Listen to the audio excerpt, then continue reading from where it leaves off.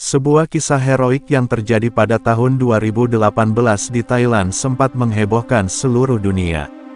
Kisah ini menceritakan upaya penyelamatan sekelompok anak dari tim sepak bola remaja yang terjebak di dalam sebuah gua yang secara tiba-tiba terendam banjir.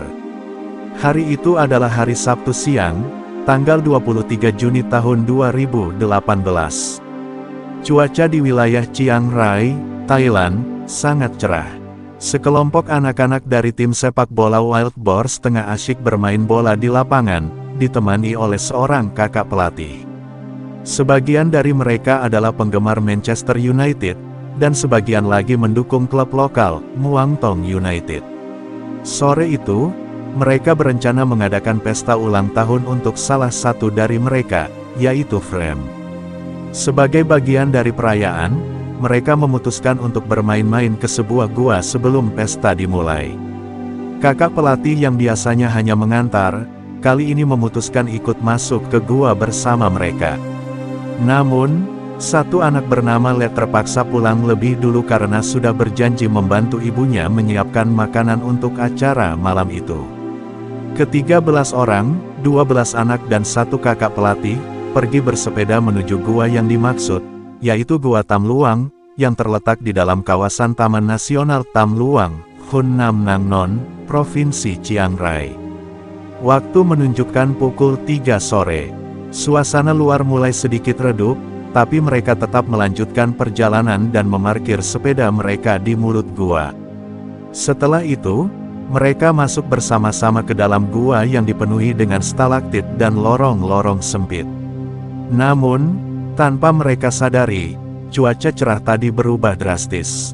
Di luar gua, hujan deras turun dengan cepat dan tiba-tiba.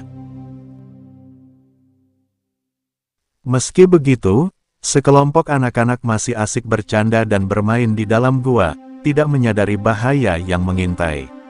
Seorang kakak pelatih mulai merasa khawatir ketika melihat rembesan air yang cukup deras mulai masuk ke dalam perut gua.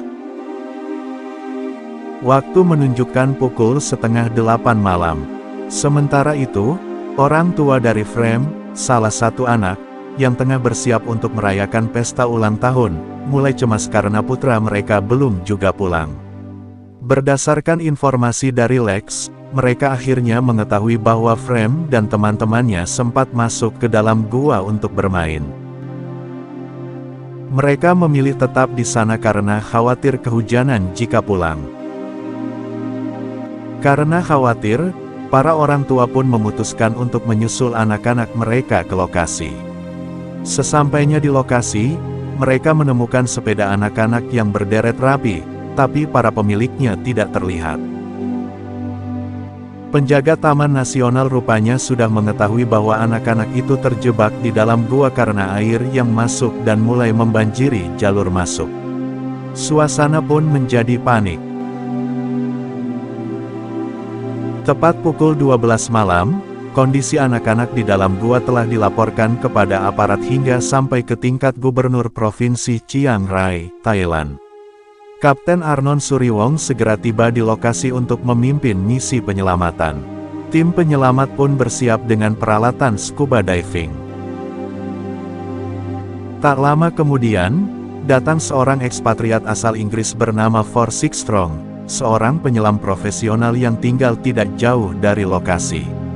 Ia membantu tim dengan memberikan gambaran lengkap tentang peta gua, dan menjelaskan bahwa medan di dalam sangat sulit dan berbahaya.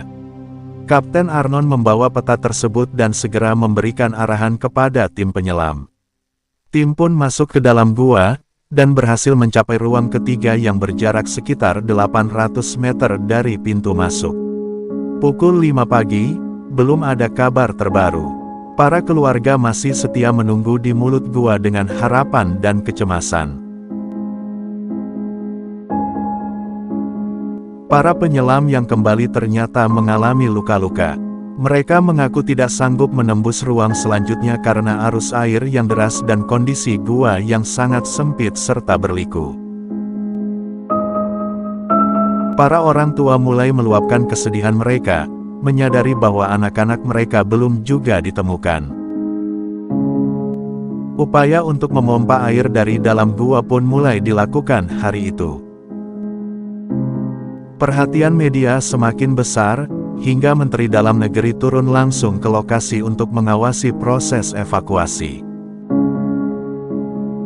Seorang sukarelawan kemudian berinisiatif mendatangi seorang kuncen, penjaga spiritual, gunung tersebut. Ia meminta agar ditunjukkan lokasi-lokasi lubang yang berada di atas gunung, dengan tujuan menutup aliran air yang masuk ke dalam gua. Bersama sang kuncen, mereka masuk ke dalam hutan. Sang kuncen menunjukkan satu lubang dan mengatakan bahwa masih banyak lubang lain yang tersebar di sana. Selama hujan terus turun, aliran air akan sulit dibendung agar tidak masuk ke dalam gua. Memasuki hari kelima, dua orang penyelam asal Inggris, yakni Rick Stanton dan John Volanten, diminta bantuan oleh pemerintah Thailand atas rekomendasi dari komunitas penyelam internasional. Kedatangan mereka bertepatan dengan semakin banyaknya relawan dari berbagai negara yang turut serta dalam misi penyelamatan. Kedua penyelam ini tidak membuang waktu di tempat istirahat. Mereka langsung menuju lokasi kejadian. Awalnya, mereka sempat dihadang oleh anggota Navy SEAL yang melarang mereka masuk. Namun setelah dijelaskan bahwa mereka adalah tim bantuan resmi yang dikirim langsung oleh gubernur, mereka akhirnya diperbolehkan masuk ke dalam gua. Mereka berjalan hingga ke ruang 3, ruang pertama yang sudah berhasil dikeringkan. Namun ruang-ruang lain di bagian lebih dalam masih terendam air. Dari ruang 3, mereka menyelam menembus lorong sempit yang dipenuhi stalaktit sepanjang 100 meter. Mereka sempat heran, bagaimana anak-anak itu bisa masuk sedalam ini. Dalam bayangan mereka, mungkin para bocah itu sedang berpura-pura menjadi petualang seperti si Bolang. Mereka terus menyusuri lorong hingga mencapai jarak sekitar 1.300 meter dari pintu masuk gua, dan akhirnya tiba di sebuah persimpangan. John, salah satu penyelam, tertimpa longsoran bebatuan saat berada di dalam gua. Insiden itu menyebabkan tabung oksigennya rusak parah. Karena situasi yang membahayakan, mereka memutuskan untuk kembali sementara ke base camp. Namun sebelum benar-benar keluar, Rick sempat meminta bantuan seorang petugas pompa untuk menemaninya menyelam kembali sebentar. Tujuannya, mengikatkan tali merah sebagai penanda jalan masuk gua. Tapi belum jauh mereka menyelam, sang petugas yang mengaku bisa menyelam ternyata panik saat harus menyusuri celah sempit penuh stalaktit yang rapat. Kepalanya terluka karena terbentur dinding batu.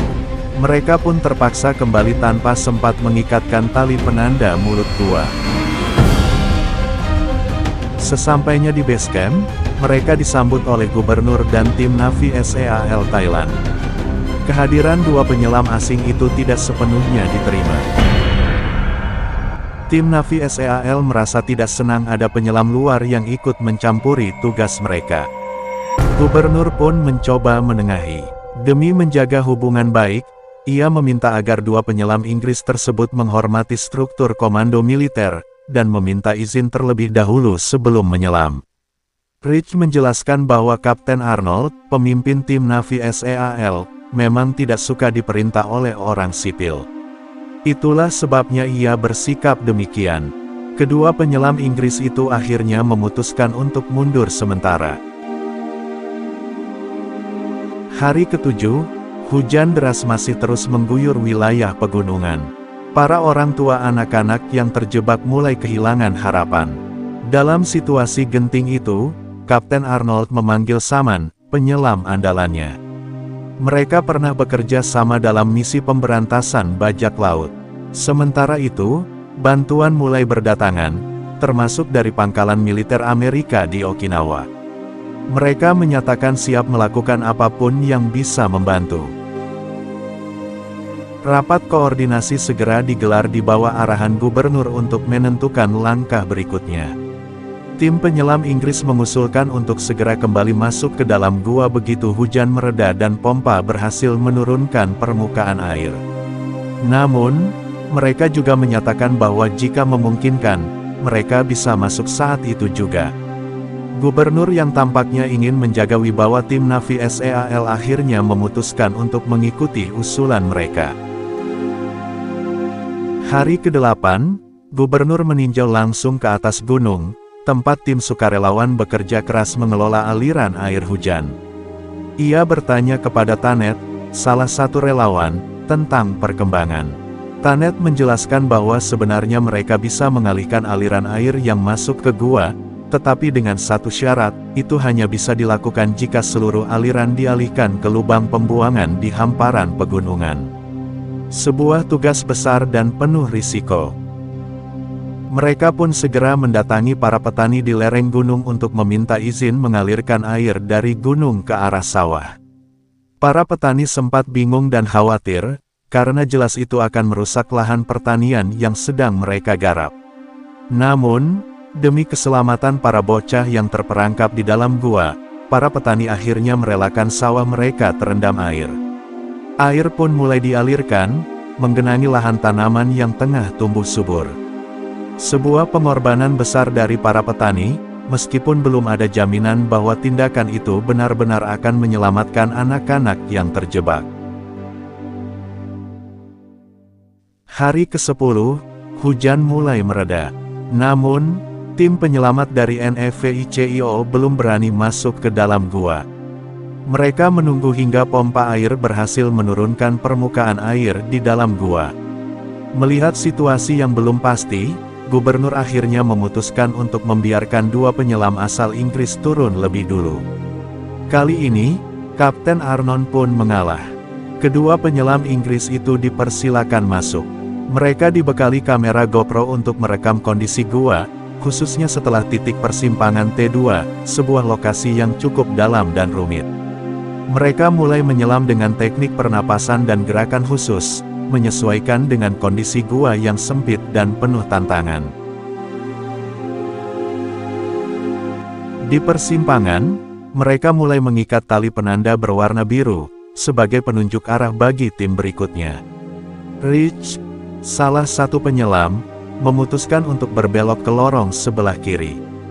Mereka terus menyelam hingga tali penanda hampir habis. Tiba-tiba, mereka menemukan sebuah ruang gua yang cukup luas. Rich merasa mencium aroma yang berbeda, seperti tanda kehidupan.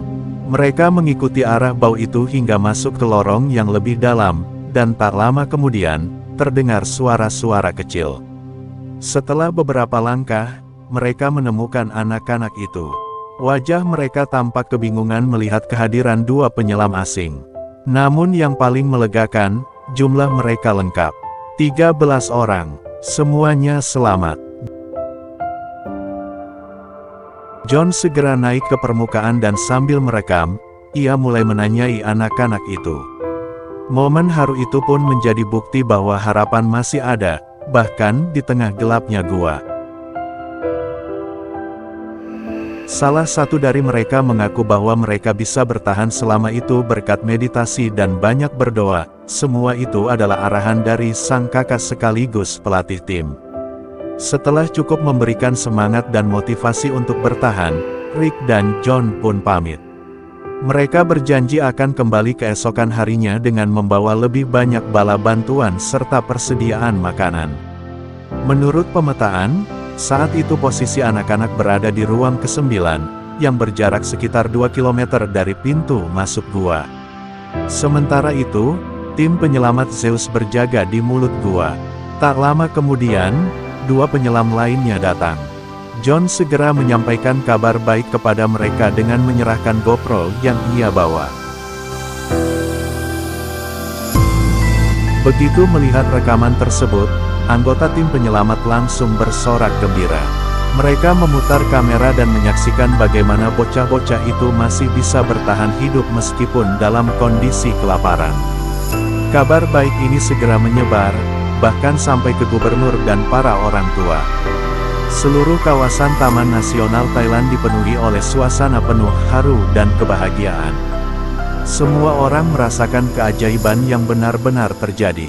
Berita penemuan ke-13 anak ini pun langsung menjadi breaking news.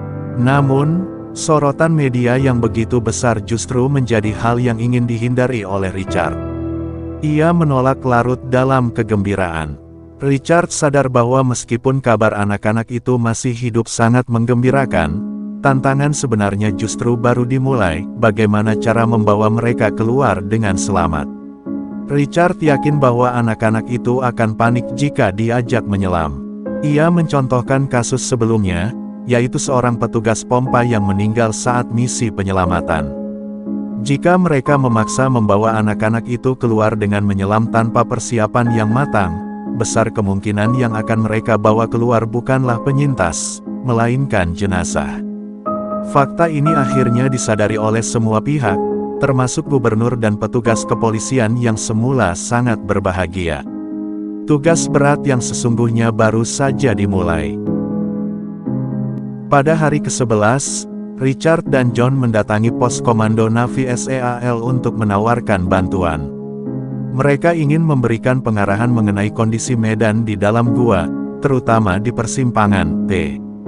Saat itu, Kapten Arnon mulai mengesampingkan egonya dan menerima tawaran dari para penyelam Inggris tersebut.